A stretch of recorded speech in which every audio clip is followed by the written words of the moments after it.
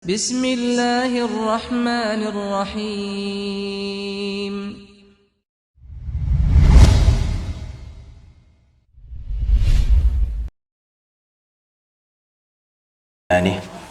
Asyhadu an la ilaha illallah wahdahu la syarika lahu ta'ziman li sya'nih wa asyhadu anna Muhammadan abduhu wa rasuluhu ad-da'i ila ridwani salawatu rabbi wa salamuhu wa ala alihi wa ashabihi wa ikhwanih. Amma ba'du. Hadirin dan hadirat, Bapak-bapak, Ibu-ibu sekalian, keluarga besar Waskita Karim maka Allah Azza wa Jalla. Hari ini insyaallah kita akan lanjutkan pembahasan kita kitab kumpulan hadis-hadis yang jawami' al-kalim, yang singkat dan padat namun mengandung usul atau pokok dalam agama. Ini dua syarat hadis yang dimasukkan oleh Imam An-Nawawi rahimahullah dalam kitabnya. Ada dua hadis itu, pertama singkat padat, dan yang kedua hadis itu adalah hadis yang mengandung pokok landasan dalam agama kita. Nah, hadis yang kita akan bahas ini adalah hadis yang oleh Imam Muslim itu menjadi hadis pertama dalam kitabnya. Nah, hadis yang kemarin, hadis pertama innamal a'malu binniyat, adalah hadis pertama Imam Bukhari dalam kitabnya Sahih Bukhari. Jadi dua hadis ini hadis yang sangat agung. Imam Muslim menjadikannya hadis pertama dalam kitab Sahih Muslimnya, dan Imam Bukhari rahimahullah menjadikannya hadis pertama dalam kitabnya Sahih Bukhari. Dua kitab ini dianggap kitab hadis yang paling kuat atau paling sahih dari sisi pendalilannya. Hadis itu berbunyi cukup sedikit lebih panjang dari hadis yang kemarin, tentang hadis tentang tingkatan dalam agama, maratibuddin. Ya, agama ini bertingkat-tingkat, ya. Ada di sini Nabi SAW menyebutkan tingkatan pertama adalah Islam, kemudian tingkatan berikutnya adalah iman, kemudian tingkatan berikutnya adalah ihsan. Ini tingkatan yang paling tinggi. Nabi menjelaskan tiga macam tingkatan manusia dalam beragama Islam, dan ini konsekuensi dari itu adanya tingkatan kita dalam beragama, level kita dalam beragama, level keislaman kita, level keimanan kita berbeda-beda tingkatannya. Karena itu diantaranya konsekuensinya adalah adanya tingkatan di surga. Ya, di surga nanti kata Allah Subhanahu wa likullin darajatun mimma amilu. Setiap orang memiliki tingkatan sesuai dengan amalannya. Di surga nanti jika Allah Ta'ala memasukkan kita ke dalam surga, Bapak-bapak, kita ini berbeda-beda. Mungkin Ustadz Joni lebih tinggi daripada kita semua, bisa jadi, ya. Dan tingkatan di surga itu jangan dikatakan seperti dataran sama gunung, tapi kata Nabi SAW, ma bainas sama'i wal ard, tingkatannya seperti langit dan bumi.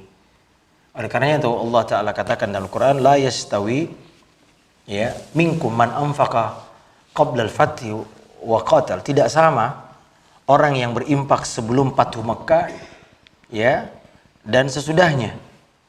Ya, ulaika a'zamu darajatan, seseorang yang lebih tinggi pahalanya ketika dia bersedekah sebelum penaklukan Mekah, berbeda. Ya, ini merupakan konsekuensi dari perbedaan keimanan, keislaman kita di dunia, maka itu juga mengkonsekuensikan perbedaan kita di hari kiamat nanti.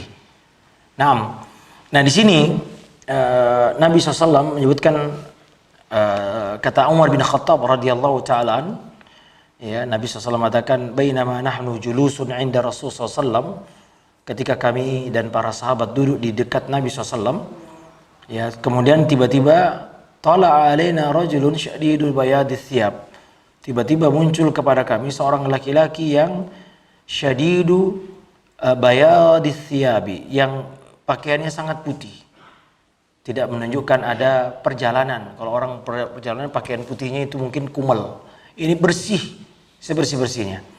Ya, sawadis sya'ri, hitam rambutnya amat hitam, tidak menunjukkan orang baru bepergian, karena orang bepergian di tengah padang pasir pasti rambutnya berdebu gitu ya. Ini tidak.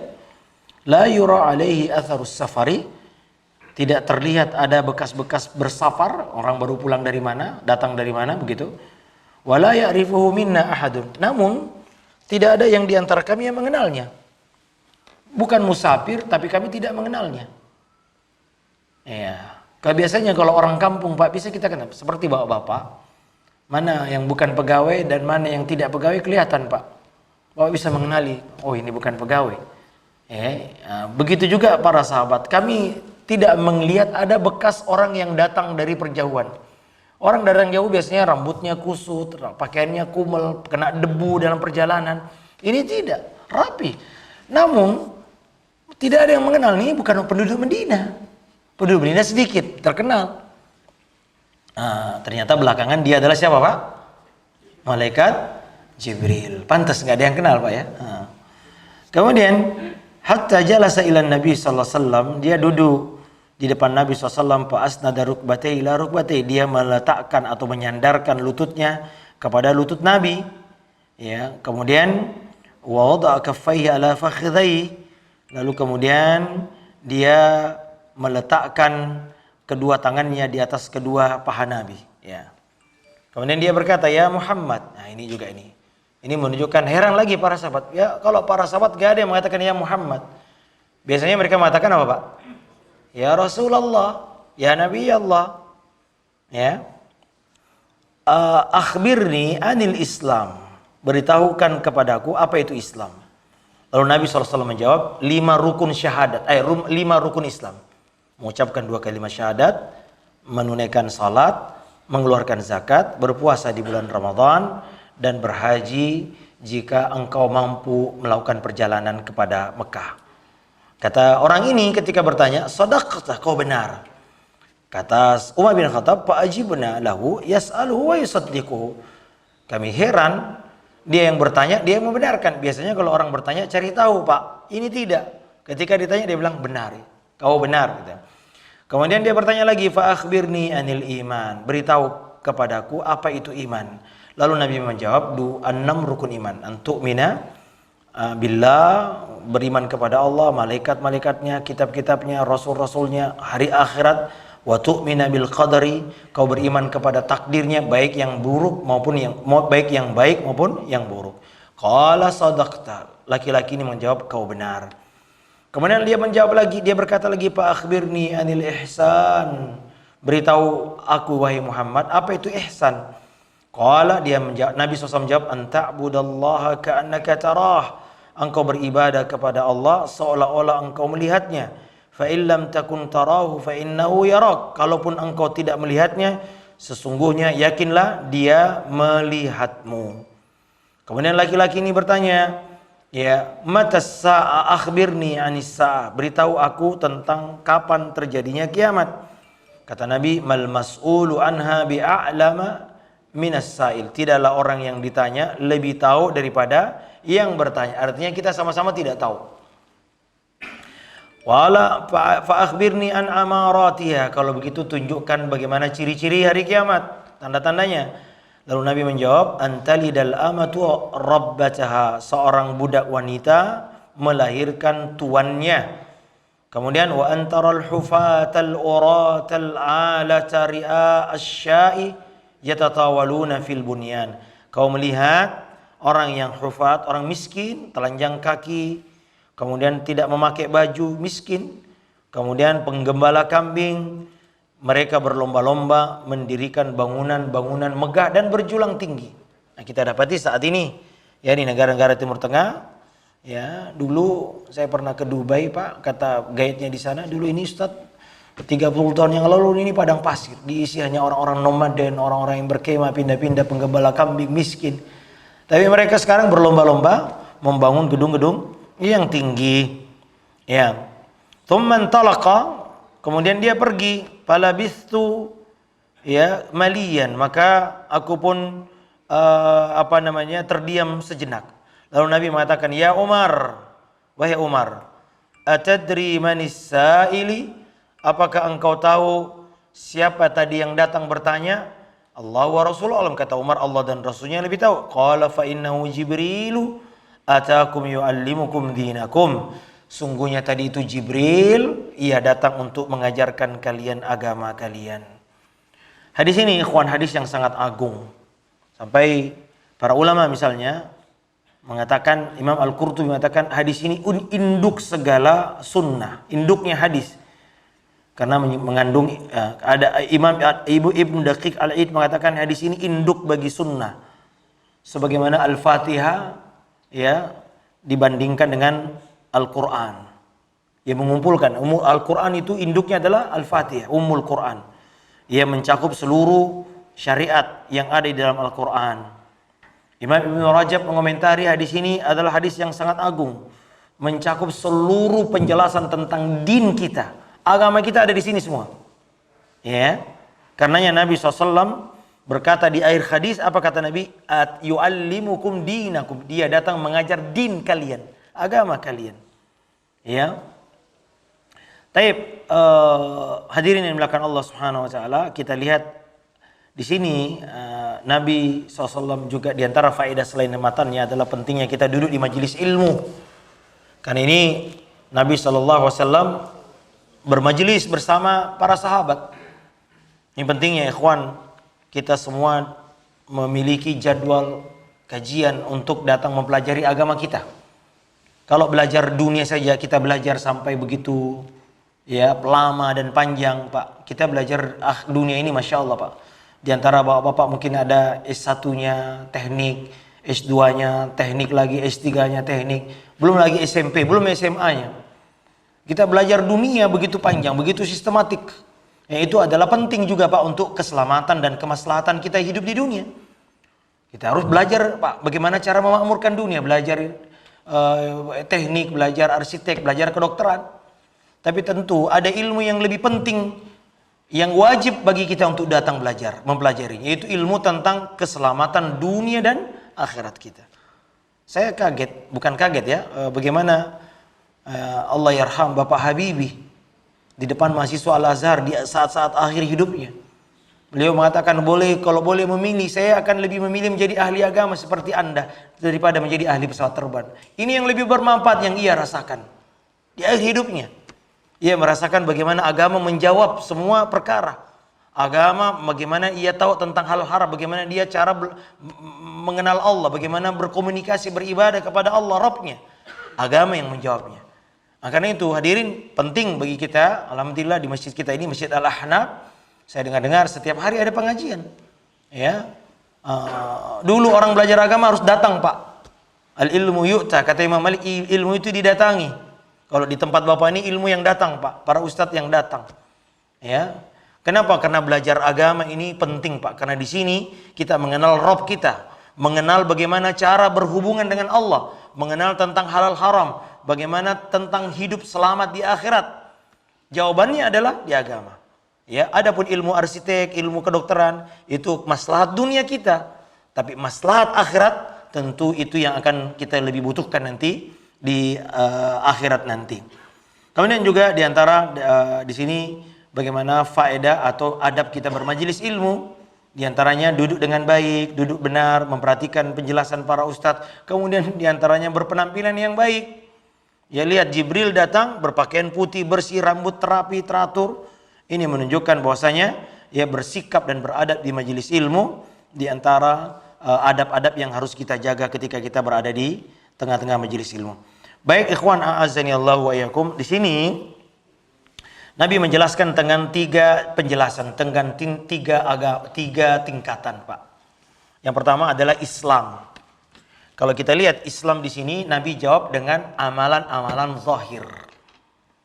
Ya, karena Nabi SAW mengatakan mengucapkan 2 kalimat syahadat, kemudian melaksanakan sholat, kemudian mengeluarkan zakat, kemudian berpuasa di bulan Ramadan, kemudian yang keempat adalah melaksanakan haji jika mampu melakukan perjalanan. Yang Nabi sebut tentang Islam adalah amalan-amalan zahir.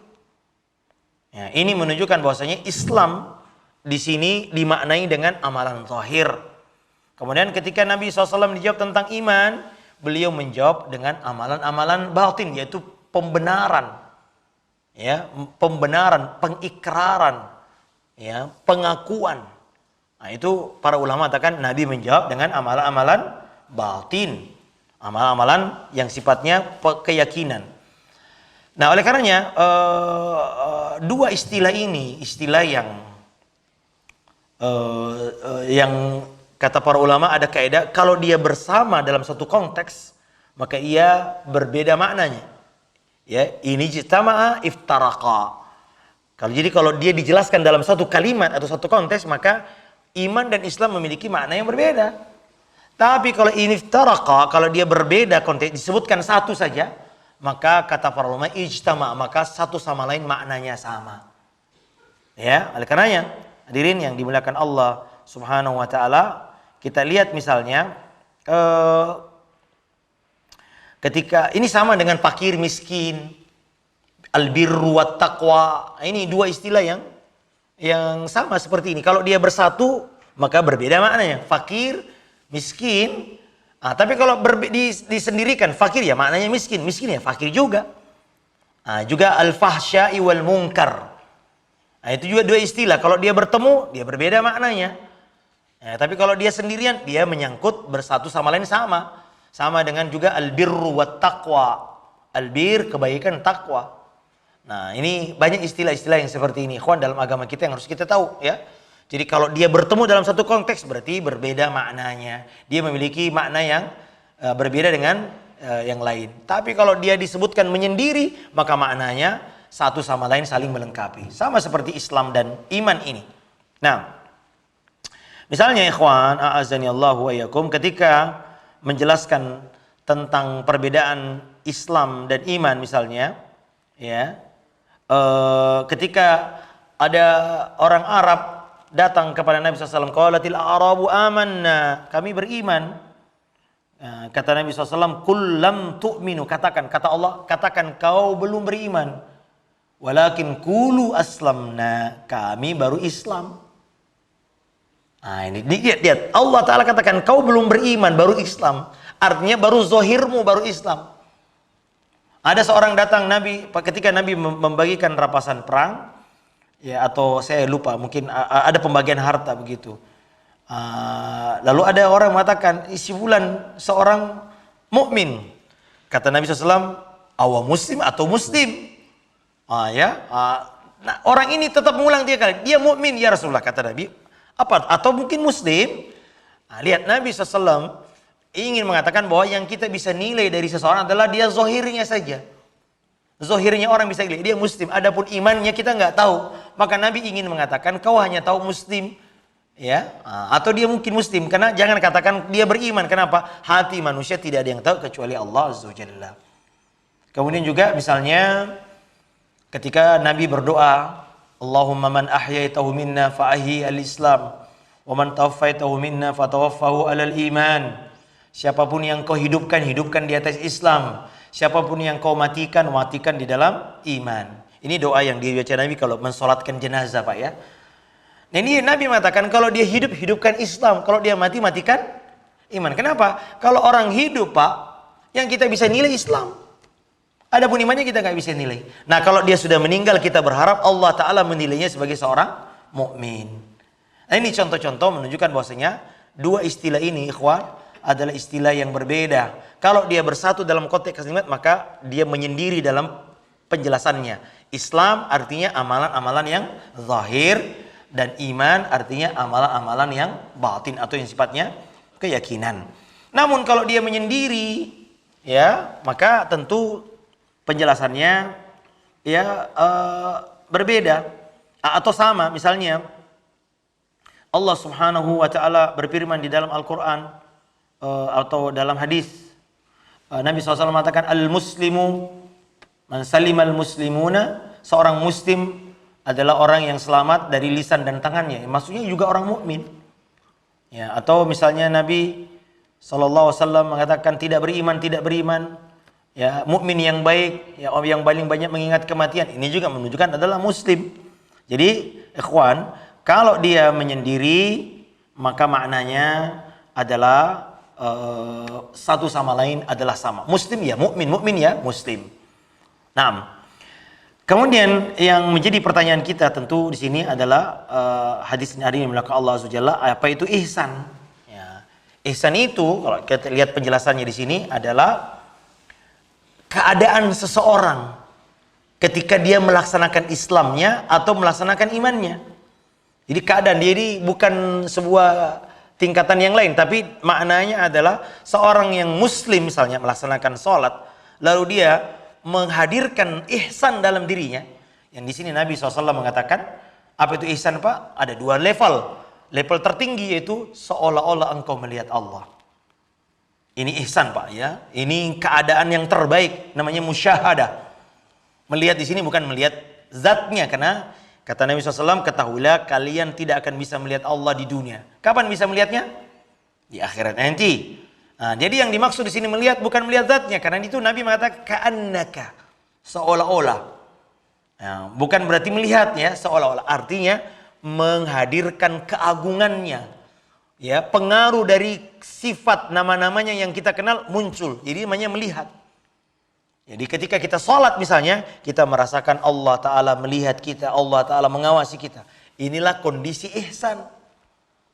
Ya, kondisi ihsan dalam beriman misalnya, beriman kepada malaikat, seolah-olah, atau beriman kepada kitab misalnya, seolah-olah kita sedang berbicara dengan Allah, atau Allah berbicara dengan kita. Hadirkan dalam diri kita bahwasanya ketika kita baca Quran, Allah Ta'ala sedang berbicara kepada kita. Itu ihsan.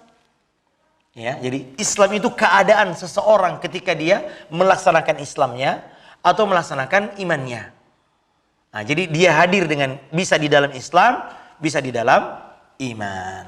Nah, kemudian level yang paling rendah, bukan yang paling rendah ya, level ihsan yang paling minimal adalah kata Nabi SAW, fa in lam takun tarahu, kalau kau tidak sampai pada derajat bisa melihatnya, kata Nabi, maka yakinilah bahwasanya dialah Allah yang melihatmu. Fa innahu yaraka. Inilah disebut dengan level muraqabah. Ya, muraqabah itu merasa dilihat Allah, dan ini ihsan, Pak. Ihsan itu bisa berkaitan dengan hak Allah ketika Anda sholat. Ya, dan ketika kita bermuamalah. Ketika kita di kantor, kita sebagai bendahara, kita sebagai karyawan, apapun, ingat, ihsan itu adalah Allah melihatmu, Allah mengawasimu. Bukan hanya CCTV, bukan hanya HRD, tapi yang mengawasi kita itulah ihsan. Maka orang yang ihsan itulah orang yang sempurna, orang yang itqan, orang yang paling sempurna ketika melaksanakan hak-hak Allah atau hak-hak manusia yang Allah Ta'ala perintahkan kita untuk penuhi. Sebagai suami, sebagai karyawan, bagaimana caranya? Merasakan pengawasan Allah, pasti yang terbaik. Dia akan melaksanakan menyapu, melaksanakan tugasnya tanpa ada pengawasan dari atasannya. Dia melaksanakan dengan yang terbaik. Jadi ihsan ini keadaan, Pak ya. Merasakan pengawasan. Baik berkaitan dengan hak Allah ketika kita beribadah, ataupun berkaitan dengan hak makhluk. Karena ada hak-hak makhluk yang harus kita tunaikan. Haknya istri, haknya anak, haknya atasan, haknya pemimpin. Ya, dan juga tentu ada haknya bawahan. Nah, hadirin yang dimuliakan Allah Subhanahu wa taala. Nah, oleh karenanya kita lihat di sini Nabi SAW menjawab, jadi kalau kita perhatikan Bapak Ibu, oleh saya menggambarkan secara sederhana, Islam ini bagaikan sebuah pohon. Dan Allah Ta'ala pernah di dalam Al-Quran, Allah gambarkan dengan pohon yang baik, dengan iman yang baik. Ya, alam tara kaifa daraballahu mathalan kalimatan thayyibatan kasyajaratin thayyibah. Kata Allah SWT, kalimat yang baik yaitu kalimat la ilaha illallah mirip atau seperti pohon yang baik. Asluha thabit, akarnya kuat menghunjam, wa far'uha fis sama, dan cabangnya menjulang ke langit. Nah, kalau kita lihat iman itu yang mana, Pak? Akar atau batang? Akar, betul. Karena dia tidak nampak. Tapi dia mempengaruhi pondasi bangunan kebaikan kita, Pak. Kalau bangunan ini, Pak, ini pondasinya. Biasanya membangun pondasi yang lama, Pak ya. Bapak-bapak yang paling tahu dari saya. Saya kalau lihat pembangunan kalau ke Mekah, itu yang lama. Kalau membangun bangunan saya lihat ya. Itu saya setahun ini haji. Saya datang tahun depan, loh kok masih bangunan terus. Apa pondasinya yang digali di ini lama. Tapi ternyata setelah yang di atas itu, Pak, itu cepat loh, cepat sekali. Ya, saya mendapat penjelasan memang bangunan harus kokoh, Pak. Nah ini juga, Pak, kalau kita ingin menyempurnakan kebaikan agama kita, perbaiki tauhid dulu, akidah dulu, iman dulu.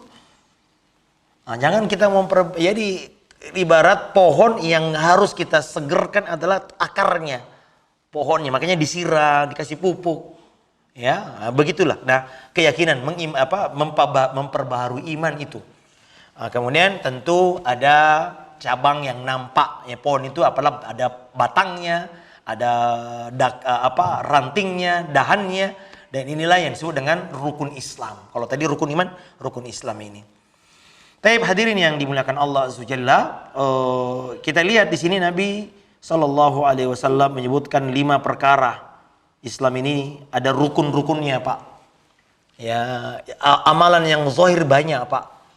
Tetapi amalan yang paling penting dan merupakan mutlak harus ada. Kapan tidak ada, maka iman kita secara mutlak tidak dianggap tidak ada. Ya, rukun itu ibarat pilar.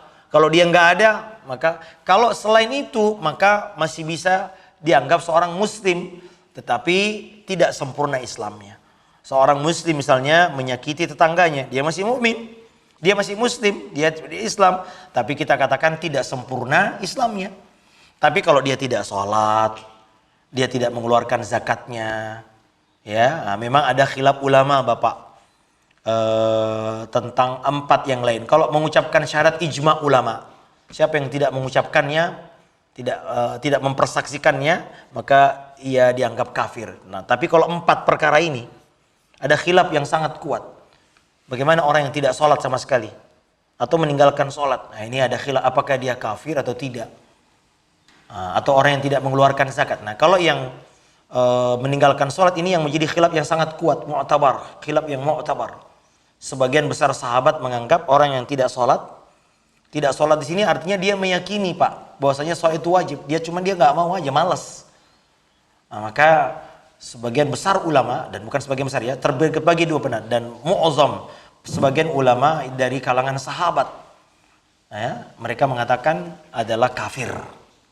Ini penting sekali, Bapak, ya. Jadi ini menunjukkan, masya Allah, Pak, dosa meninggalkan sholat sangat besar dibanding dengan misalnya berzina, mencuri, minum khamar. Karena berzina, mencuri, minum khamar, nggak ada yang mengkafirkan. Semua sepakat ulama, dia tetap mukmin, namun dia pelaku dosa. Berbeda dengan aliran Khawarij, sekte Khawarij, Pak. Mereka meyakini kalau pembuat dosa besar, pelaku zina, pelaku korupsi, ya, pencuri, maling, mereka mengatakan imannya sudah hilang dan kekal di neraka. Kita Ahlus Sunnah wal Jamaah tidak. Kita meyakini mereka tetap mukmin, namun dia adalah pendosa. Berbeda kalau meninggalkan sholat, Pak. Ulama-ulama Ahlus Sunnah berbeda pendapat. Bagaimana dengan orang yang malas sholat? Waktunya sholat dia nggak mau sholat, udah capek. Maka ulama ada yang mengatakan kafir, namun sebagian juga ulama mengatakan dia tetap mukmin, tapi dosanya lebih besar dibanding yang tadi, berzina, minum khamar, mencuri. Ada teman kita korupsi, Pak, atau dia mengambil uang perusahaan kita, tentu menganggap wah ini perkara besar ini. Tapi ada perkara besar yang kita anggap ringan selama ini, itu Pak, kalau mendapati teman seruangan kita nggak sholat dan kita cuek, padahal di dalam perspektif syariat Islam, Pak, dosanya lebih besar dibanding mencuri. Dari mana dalilnya, Pak? Ya ini tadi. Kalau mencuri kita katakan itu dosa, Pak, tapi tidak ada satupun ulama yang mengatakan dia telah keluar dari Islam. Tapi kalau meninggalkan sholat, Pak, dan yang ulama yang mengatakan bukan ulama kaleng-kaleng, Pak. Di antaranya banyak sahabat, Pak. Generasi terbaik. Umar bin Khattab, Abu Bakar Siddiq. Ini di antara ulama-ulama yang mengatakan mereka dianggap telah keluar dari Islam dan kekal di neraka. Allah waliyatubillah. Dan ini ibadah, masya Allah, Pak. Nah, adapun yang 3 yang lain, wallahu alam, ya. Kalau misalnya sengaja enggan mengeluarkan zakat, Abu Bakar termasuk orang yang memerangi. Dianggap murtad. Dulu di zaman Nabi mereka mengeluarkan zakat. Ketika Nabi SAW meninggal, mereka nggak mau. Maka oleh Abu Bakar diperangi, Pak. Ini juga ada artinya mereka dianggap telah keluar dari Islam. Ya, ini diperangi oleh murtadin ini. Kenapa? Karena mereka tidak mau mengeluarkan zakatnya. Kemudian apa lagi, Pak? Berpuasa bulan Ramadan. Ya, ini juga wallahu alam, ulama mengatakan dosa besar karena pilar Islam. Ya, kemudian tidak berhaji, ya, walau padahal dia mampu. Ada satu athar dari Umar bin Khattab radhiyallahu taala, siapa yang mampu haji tapi dia tidak berhaji, maka hendaklah dia memilih mati dalam keadaan majusi atau Nasrani. Allah ya'zubillah, ada orang saya pernah bimbing, Pak, waktu sudah tua, umur 75 tahun kalau nggak salah, umrah haji, ya. Dia bilang, Ustaz, saya nyesel. Dulu waktu muda saya bolak-balik ke Eropa katanya. Ya, nggak pernah sedikit pun. Sekarang waktu 75 tahun baru dia haji. Ya Ustaz tolong diwakili melontar, ini udah tua. Padahal dulu waktu masih muda, masih aktif bekerja di kantor, dia bolak-balik diutus kantornya ke Eropa. Dia melewati Mekah. Nah, padahal mampu. Nah, alhamdulillah masih sempat ya Pak ya. Namun kalau sudah tua Pak, kadang-kadang banyak ibadah yang tidak bisa kita sempurnakan. Sholat di masjid nggak bisa tiap hari, melontar jamarat diwakili, banyaklah ya. Nah, oleh karenanya hadirin yang dimuliakan Allah Subhanahu wa taala, inilah rukun Islam Pak. Makanya Nabi SAW Pak, jaga 5 ini. Ada seorang datang, ya Rasulullah, apa kewajiban saya? Baca syahadat, apalagi sholat 5 waktu. Ada enggak? Ya boleh, tapi kalau kamu mau nambah silahkan. Kemudian apalagi zakat yang wajib. Apa? Kalau kamu mau nambah sedekah boleh. Illa anta tawa, kalau tahu itu namanya. Puasa Ramadan, ya. Nabi tidak menyebutkan haji, ada beberapa. Yang rukun-rukun ini. Lalu orang ini mengatakan, saya bersumpah demi Allah katanya. Zat yang jiwaku di tangannya. Saya tidak akan menambah dari apa yang kau ucapkan ya Rasulullah. Dan saya tidak akan mengurangi itu. Kata Nabi SAW, aflaha in sadaka. Orang ini akan masuk surga kalau dia jujur dengan apa yang dia ucapkan. Artinya seseorang yang memfokuskan diri yang wajib-wajib saja Pak, dia akan selamat. Ya, terkadang setan datang kita Pak, memberikan kita tipuan. Kita sibuk dengan yang sunnah, kemudian lalai dengan yang wajib. Masya Allah jamaah yang dimuliakan Allah Subhanahu wa taala. Ada orang sholat malamnya luar biasa. Makanya Umar bin Khattab pada zaman dia menjadi khalifah, ketika selesai sholat dia melihat ada anak muda yang biasa datang sholat subuh, dia nggak ada. Ketika pulang ketemu ibunya di jalan, mana anakmu? Saya nggak lihat dia sholat subuh. Ya Umar, dia tadi malam sholat malam sampai semalam suntuk, lalu dia dikalahkan oleh ngantuk dan dia tidak sholat subuh berjamaah. Kata Umar bin Khattab, demi Allah aku lebih menyukai sholat subuh berjamaah 2 rakaat dibanding sholat malam 1. Karena hukumnya sunnah. Makanya para ulama mengatakan man ghafala, atau barang siapa yang lalai dari yang wajib lalu sibuk dengan yang sunnah, atau sibuk dengan sunnah lalai dengan wajib, itulah orang yang tertipu. Sebaliknya kalau Anda semua sibuk dengan yang wajib, lupa yang sunnah, kata para ulama dimaafkan, ma'dzur. Ya, ma'dzur. Makanya hadirin yang dimuliakan Allah Azza wa Jalla, tidak usah cari yang sholat yang aneh-aneh. Yang sholat 5 waktu aja yang sempurnakan Pak. Ini, puasa itu, puasa ini. Puasa Ramadan aja rapikan. Ya, sedekah ini, sedekah itu, banyak sekali sedekahnya. Tapi giliran zakatnya dia nggak tahu. Ada orang datang, Ustaz, saya datang ke pesantren kami, kebetulan pesantren kami ada 40% anak-anak yatim duafa. Datang, Ustaz, saya keluarin. Saya bilang, harta apa? Pokoknya harta aja Ustaz. Loh, nggak bisa Pak, harus kita jelaskan. Ada harta yang memang zakat itu wajib keluar. Dan itu ada angkanya, ada nominalnya, nggak boleh kurang. Kalau kurang Anda berdosa. Dan ada hitung-hitungannya. Oh gitu ya Ustaz. Rasanya saya mengeluarkan lebih dari itu. Tapi harus diniatkan Pak. Kalau cuma keluar aja, dia nggak tahu apa zakat apa sedekah. Sebagian orang cuma keluarin doang. Yang bisa jadi apa yang dia keluarkan lebih besar daripada zakatnya. Tapi karena dia tidak niatkan, karena meniatkan itu wajib Pak. Ini apa ini? Zakat atau apa? Kalau zakat wajib ada hitungannya 2,5%. Dan yang dizakati harta-harta tertentu. Tidak semua harta kita diwajib zakat. Hanya harta perdagangan, harta peternakan, kemudian pertanian, kemudian emas dan perak. Setelah itu tidak boleh. Ya, tidak boleh. Artinya tidak ada kewajiban mengeluarkan zakat, dan ada syaratnya berupa nisab, ada pelaponnya Pak. Ya, kalau belum pelaponnya maka Anda belum wajib zakat, mungkin sedekah saja. Ya, kemudian ada haulnya, ada idolnya selama setahun. Dia harus idol, dia harus ada di tangan kita selama setahun. Nah, kemudian setelah itu kita keluarkan zakatnya. Nah, hadirin yang dimuliakan Allah, kemudian berpuasa di bulan Ramadan sebentar lagi, kurang lebih 100 hari jemaah. Ini wajib hukumnya. Kemudian yang ketiga, yang terakhir adalah haji jika kita mampu untuk melakukan perjalanan ke sana. Nah, oleh karenanya hadirin yang dimuliakan Allah Subhanahu wa taala, ini ya, jadi inilah mereka disebut muslim. Jadi dari sisi pelakunya, maka yang lebih luas itu ihsan lebih. Karena setiap muhsin pasti dia muslim dan pasti dia mukmin. Ya kan? Setiap mukmin pasti dia muslim. Tapi kalau muslim belum tentu mukmin dari sisi pelakunya. Tapi dari sisi substansinya, ya tentu ihsan ini lebih khusus daripada iman.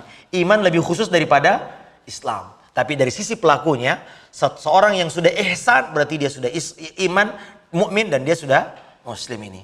Nah, tingkatan-tingkatan ini, ikhwan, semuanya akan masuk surga. Namun tentu di hari kiamat nanti akan berbeda-beda levelnya. Sebagaimana juga Allah Ta'ala katakan dalam Al-Quran, "Tsumma awrasnal kitaba alladzina istafaina min ibadina." Kami akan wariskan Al-Quran ini kepada hamba-hamba yang kami pilih. Allah sebutkan 3 level. Faminhum zalimun li nafsihi. Di antara mereka ada yang menzalimi diri mereka sendiri. Kata para ulama adalah inilah yang paling banyak. Yaitu siapa? Mukmin yang melaksanakan sebagian dosa dan juga melaksanakan kewajiban. Dia mencampur adukan dosa dan kewajiban. Salat iya, tapi minum khamar juga. Riba iya. Nah ini, kewajiban dia laksanakan sebagian, tapi juga maksiat yang Allah haramkan dia laksanakan. Ini yang disebut dengan zalimun li nafsi. Kemudian yang kedua adalah muqtasidun, yang pertengahan. Siapa mereka ini? Melaksanakan kewajiban, tapi dia meninggalkan yang sunnah. Melaksanakan yang haram, tapi dia melaksanakan yang makruh. Tapi ini muqtasid, pertengahan. Yang terbaik, kata Allah SWT, sabiqun bil khairat. Yang terdepan dalam kebaikan. Mengerjakan yang wajib dan yang sunnah-sunnahnya. Meninggalkan yang haram dan yang makruh-makruhnya. Nah mereka ini, kata Allah, jannatu adnin yadkhulunaha. Mereka masuk surga semuanya. Tapi beda level tingkatannya, Pak. Nah terserah kita di level mana ini, Pak. Ya mereka masuk surga semuanya, cuman masuk surganya berpayah-payah. Ya, ada yang harus dihisap dulu, bahkan afwan, kalau Allah tidak mengampuninya, tidak ada yang memberinya syafaat, ya, maka dia harus masuk neraka. Namun kita Ahlus Sunnah meyakini dia tetap akan masuk surga ketika dosanya sudah dibersihkan oleh Allah Subhanahu wa taala. Makanya banyak hadis Nabi SAW mengatakan ada orang yang dikeluarkan dari surga, ada malaikat diperintahkan mengambil dari neraka. Bahkan Nabi SAW mengatakan di surga nanti ada orang yang mantan penghuni neraka. Disebut jahannamiyun. Dia dikeluarkan oleh neraka. Dari neraka. Bahkan Nabi dalam hadis Muslim, Nabi mengatakan nanti kalian akan mengambil, dipersilahkan Allah untuk memberi syafaat kepada saudaramu yang ada di neraka. Ambil, kata Allah, akhriju min aman arabtun. Pergi ke neraka. Ambil, keluarkan orang yang kau kenal dari yang mereka mukmin itu. Nah, tentu syafaat ini diizinkan oleh Allah, Pak. Dan yang diberi syafaat juga diridhoi oleh. Ini dua syarat syafaat. Pertama, orang yang beri syafaat. Ya Rabbi, aku ingin ada temanku sesama jamaah Masjid Al-Ahnaf. Dia ada di neraka. Tolong kami dulu sama-sama ngaji. Kami dulu bersama-sama puasa. Kami dulu bersama-sama haji. Kata Allah, ambil. Nah itu, Pak ya. Makanya Imam Syafi'i mengatakan kalau kau punya teman yang baik, pegang tangannya, Pak. Bisa jadi teman-teman kita ini akan saling menolong kita di hari kiamat nanti. Tapi kalau tidak, Pak, tidak ada yang beri syafaat, maka dia akan masuk neraka. Namun pada akhirnya dia akan masuk surga. Jadi level kita bertingkat-tingkat sesuai sebagaimana kita merealisasikan tiga tingkatan ini, Pak. Kita berada di mana? Apakah yang masih muslim secara zahir saja? Yang paling ini pertengahan adalah mukmin, Pak. Mereka meyakini, mereka mengimani. Jadi seluruh bangunannya, makanya kalau Bapak-bapak perhatikan, Nabi mengatakan barang siapa yang berpuasa Ramadan imanan wahtisaban. Siapa yang sholat malam imanan wahtisaban. Jadi tidak ada yang mendorong kita melakukan kewajiban itu kecuali keimanan. Siapa yang berpuasa Ramadan karena keimanan. Siapa yang sholat malam karena keimanan. Makanya Bapak apa yang dimuliakan Allah, hadirkan ini setiap kita beribadah, Pak. Datang ke masjid bukan karena business as usual. Iya sudah memang waktu yang ke masjid. Tapi hadirkan bahwasanya Anda ke masjid karena sedang mengimani bahwasanya ini adalah perintah dari Rabbku. Wujud ekspresi keimanan itu inilah dia. Ketika kita berwudu, Pak, bukankah Allah Ta'ala katakan ya ayyuhalladzina amanu idza kuntum ila sholati faghsilu wujuhakum dan seterusnya. Wahai orang-orang beriman, kalau kau ingin salat, basuhlah mukamu sampai tanganmu sampai seterusnya, Pak ya. Maka ketika kita berwudu, hadirkan ya Rabbi, aku sedang melaksanakan perintah. Itu namanya iman. Jadi karena ada orang puasa, Pak, bukan karena iman, karena memang ya tradisi. Ada orang yang salat ya karena daripada duduk di rumah di kantor lebih baik datang. Ada yang datang ngaji ya karena sekedar wasting time, menunggu waktu jam kerja. Tapi yang terbaik adalah mereka datang ngaji, mereka datang sholat karena beriman akan perintah Rabbnya. Maka ketika dia melakukannya mendapat pahala. Karena mengimani perintah. Ibu-ibu yang pakai jilbab bukan karena tren aja, bukan karena alasan passion aja, karena rambutnya rontok ada pakai jilbab aja. Tapi yakinilah bahwasanya Anda ketika pakai jilbab sedang mentaati Allah Subhanahu wa Ta'ala. Nah, hadirin yang dimuliakan Allah Subhanahu wa Ta'ala. Ya, itu ya. Jadi ini iman. Jadi iman ini tadi akarnya ada 6. Beriman kepada Allah. Ini kalau kita jelaskan panjang sekali. Kata Nabi SAW, al-imanu bid'un wa sab'una syu'bah. Iman itu 60 atau 70 cabang, Pak. Ibarat pohon, Pak, ranting, dahan. Ya. Tapi ada ranting atau ada cabang yang merupakan pokok. Kalau dia tidak ada, maka semuanya akan hilang. Iman kita dianggap tidak ada. Al-imanul mutlak, iman kita nggak ada.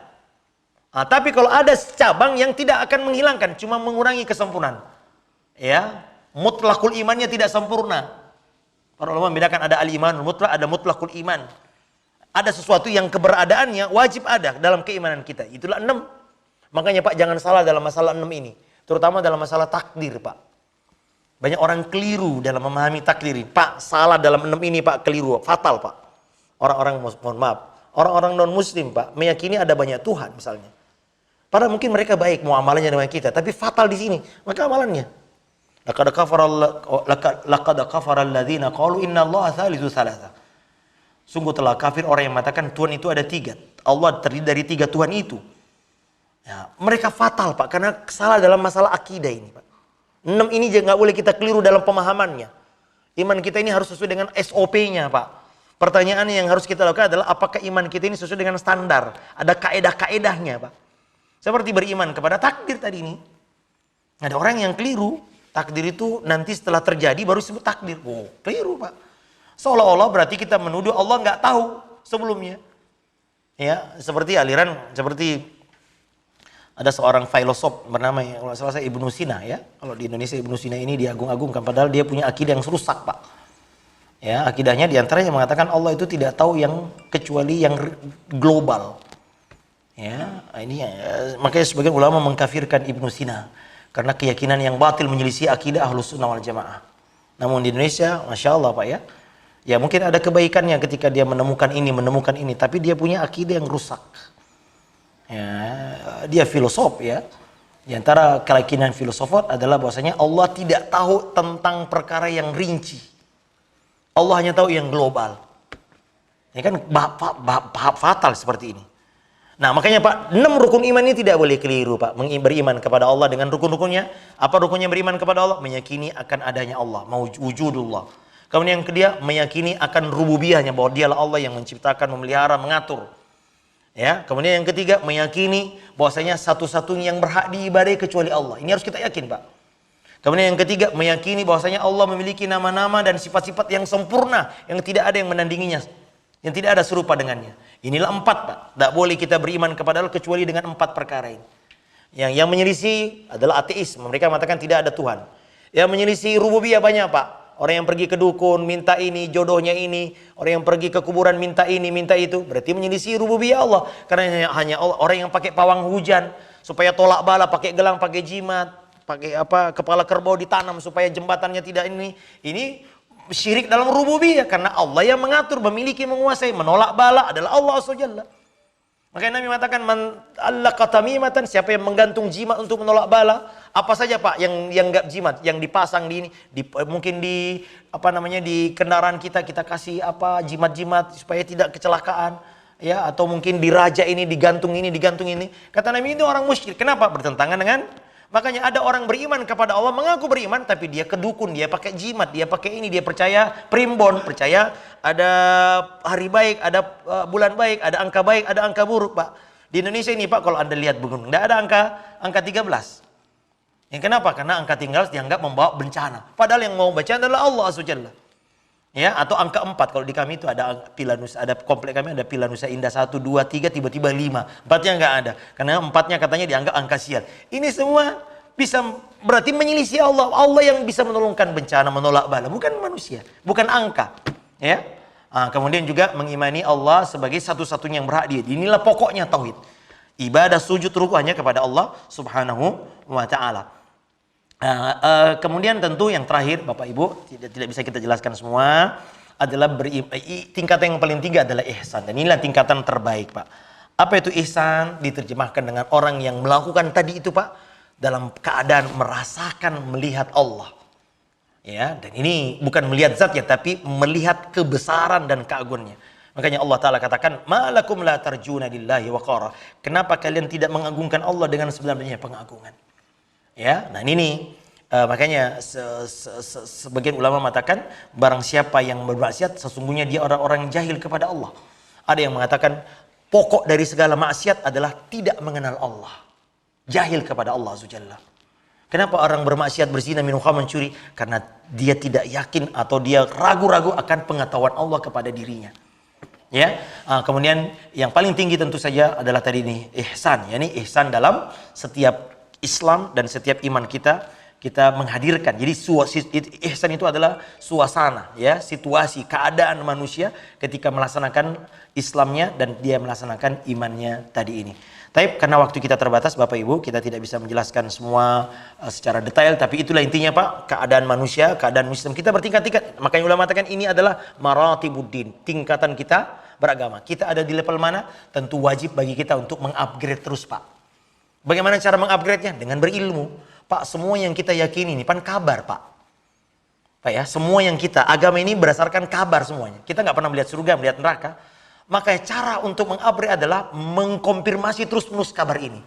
Dengan cara apa? Duduk di majelis ilmu. Karena itu ulama sepakat, cara terbaik mengupgrade iman adalah mempelajari, mentadabburi Al-Quran. Satu-satunya wahyu dan hadis Nabi tentu saja. Makanya Imam Syafi'i mengatakan, majelis ilmu itu adalah apa? Qala Allah wa qala Rasul. Tanpa itu kata beliau itu bukan majelis ilmu. Kalau Anda duduk di suatu majelis ilmu, penceramah yang nggak pernah ngomong qala Allah, nggak pernah ngomong qala Rasul SAW, maka itu kata Imam Syafi'i bukan majelis ilmu, tapi waswas syaitan. Oleh karenanya Bapak Ibu, Nabi Ibrahim pernah berkata, ya Rabbi, aku ingin melihat bagaimana engkau menghidupkan yang mati. Kata Allah, kau belum beriman? Bukan ya Rabb, bala, aku beriman. Walakin liyatma'inna qalbi, aku ingin lebih menantapkan imanku di hati. Maka Allah tampakkan mukjizatnya, yaitu burung disuruh cincang-cincang, lalu Allah kembalikan lagi di depan mata Ibrahim. Apa yang dilakukan Ibrahim? Ingin memantapkan imannya Pak. Maka kita juga tentu kalau Nabi sekelas Nabi Ibrahim saja butuh akan memantapkan imannya terus-menerus, tentu kita lebih butuh hadirin memantapkan keyakinan kita ini. Makanya Pak, orang yang jarang ngaji biasanya imannya biasa-biasa aja Pak. Karena enggak, cara kita berinteraksi dengan kabar berkaitan dengan iman Pak. Coba Pak, ada orang tiba-tiba masuk di sini, Pak, mohon maaf, tolong tinggalkan ruangan ini. Ada kebakaran. Tapi kita nggak kenal siapa dia. Orang yang mungkin sedang mabuk, ada curiga, kita nggak percaya toh. Tapi kalau datang petugas lengkap pakai ini, tentu kita percaya. Maksud saya adalah cara kita berinteraksi dengan wahyu, qala Allah wa qala Rasul, itu sangat menentukan tingkatan keimanan kita. Karena iman ini seluruhnya sumbernya adalah, dan alhamdulillah Pak, semua yang kita dengar dari Nabi itu diverifikasi. Itu namanya ilmu sanad Pak.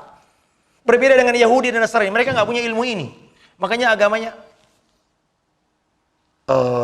mohon maaf ya kita nggak sebut lah. Satu-satunya agama yang orisinil dijaga oleh Allah Azza adalah Islam. Kenapa? Kita namanya ilmu sanad Pak. Ini perkataan Abdullah bin Mubarak Pak. Semua yang datang dari Nabi Pak diperiksa dari siapa, perawinya siapa. Ada yang perawi pendusta, ada yang tidak dikenal, langsung jatuh itu kabar. Makanya dalam agama kita ada namanya hadis dhaif, hadis mursal, hadis macam-macam tuh. Hadis sahih, hadis mutawatir. Kenapa? Karena kita ingin semua kabar yang kita dengar membangun agama kita ini berdasarkan dalil. Agama harus dibangun di atas dalil. Apa itu dalil Pak? Wahyu dan Al-Quran yang sahih, yang datang dari Nabi, yang murni datang dari Nabi SAW. Agama lain tidak punya ini Pak. Hanya Islam yang punya ilmu sanad, ilmu yang memverifikasi kabar. Ya, makanya jangan sembarangan sedikit-sedikit hadis langsung diamalkan Pak. Periksa dulu, hadisnya sahih atau tidak Pak. Bayangkan Pak, kalau ada hadis yang sekedar datang kepada kita, ada sholat ini, ada sholat ini, terus kita amalkan. Agama ini bisa macam-macam Pak. Orang akan beribadah dengan versinya masing-masing. Dia bikin hadis masing-masing. Alhamdulillah Allah jaga agama ini dengan apa? Dengan Al-Quran, hadis Nabi dijaga originalitasnya. Sampai sekarang kita masih menjaga agama kita dengan itu semua. Ini yang dapat kami sampaikan Bapak Ibu yang dimuliakan Allah. Ada pertanyaan Pak? Mohon maaf hadisnya panjang, saya harus singkat sesingkat-singkatnya. Ada pertanyaan Bapak Ibu? Ini saking khusyuknya berarti tidak ada pertanyaan. Ini khusyuk di tingkat ma'rifat. Baik, kalau tidak ada pertanyaan kita tutup Pak. Mohon maaf kalau sudah jam 1. Kita tutup dengan doa kafaratul majlis. Subhanakallahumma bihamdika asyhadu an la ilaha illa anta Allahumma ighfirlil mu'minina wal mu'minat wal muslimina wal muslimat al ahya'i minhum wal amwat innaka sami'un qaribun mujibud da'wat wa ya qadiyal hajat. Allahumma inna nas'alukal huda wat tuqa wal afafa wal ghina. Rabbana atina fid dunya hasanah wa fil akhirati hasanah wa qina adzabannar. Walhamdulillahi rabbil alamin. Wassalamualaikum warahmatullahi wabarakatuh.